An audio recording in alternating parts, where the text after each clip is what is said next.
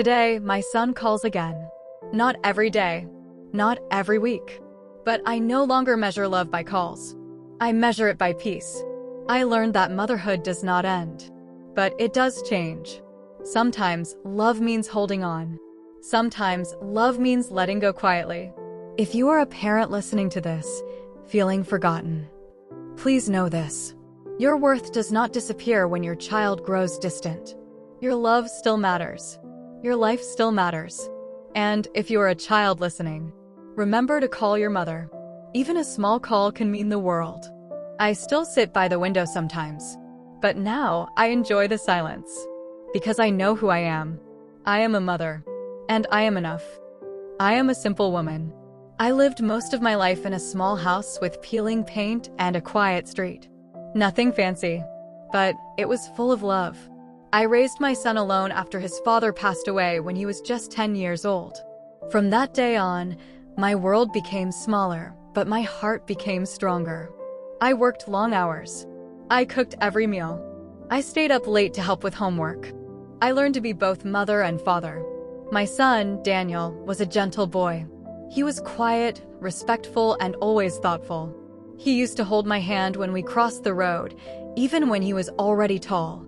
When he grew older, he became my best friend. We talked during dinner. We watched television together. We shared laughter and silence. I never felt lonely when he was around. When he told me he was getting married, I was happy, truly happy. I hugged him and said, "You deserve love, my son." I welcomed his wife, Clara, with an open heart.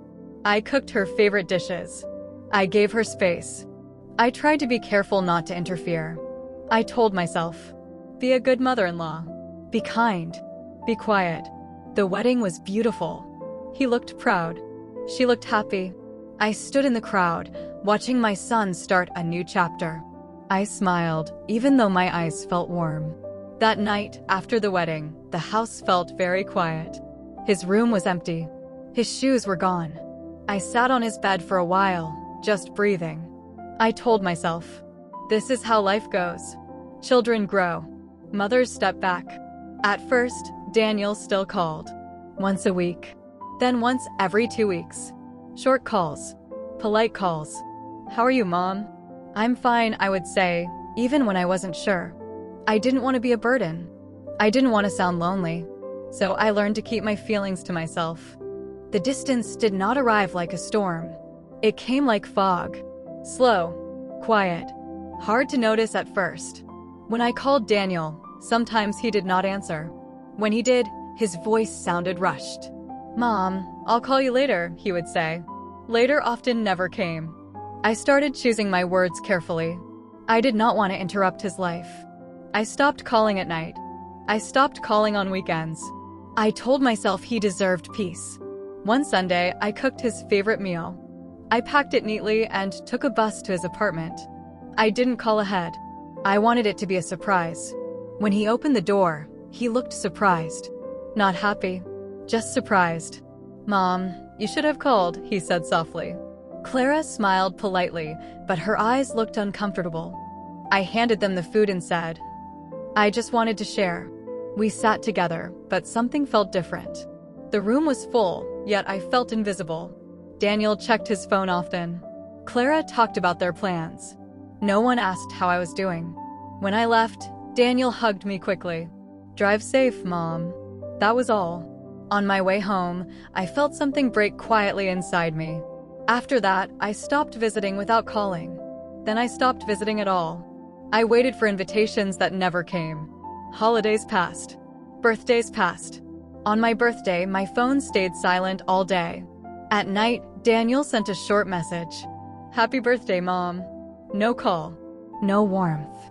I smiled at the screen and replied, "Thank you, my son." Then I placed the phone face down and sat in the dark. The turning point came on a rainy afternoon. I slipped in the kitchen and hurt my leg. It wasn't serious, but I was shaken. I sat on the floor for a long time before standing up. That evening, I thought about calling Daniel. I wanted to hear his voice. I dialed his number. It rang, then went to voicemail. I did not leave a message. Instead, I realized something painful. I was no longer the person he turned to. That night, I cried quietly. Not from anger, from understanding. A few weeks later, I heard from a neighbor that Daniel and Clara were expecting a baby. I found out through someone else. I sat down slowly when I heard the news. I was happy for them, but my heart felt heavy. I waited for Daniel to tell me himself. He never did. That was the moment I truly understood. I had been pushed to the edge of his life. Not with cruelty, but with neglect. I decided to stop waiting. I stopped checking my phone every hour. I stopped making excuses for his silence. I started living again. I joined a small community group. I went on walks. I learned to enjoy my own company. It wasn't easy, but it was peaceful. 1 year later, Daniel came to see me. He looked tired, older. He sat across from me and said softly, "Mom, I'm sorry." No long speech, no excuses, just those words. I listened. I nodded. He told me he didn't realize how far he had drifted. He said life became loud, and he forgot the quiet love that raised him. I held his hands. "I never stopped loving you," I said. "I just learned how to love you from a distance." We both cried. Not loudly, just enough. I did not blame Clara. I did not blame marriage. I understood something important. Children do not forget their parents on purpose. They just grow into lives that sometimes leave little room behind. Forgiveness came easily, because love was never gone. Today, my son calls again. Not every day, not every week. But I no longer measure love by calls. I measure it by peace.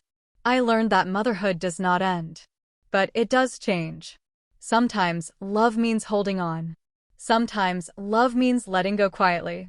If you are a parent listening to this, feeling forgotten, please know this. Your worth does not disappear when your child grows distant.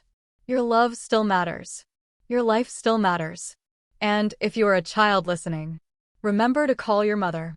Even a small call can mean the world. I still sit by the window sometimes, but now I enjoy the silence. Because I know who I am. I am a mother. And I am enough.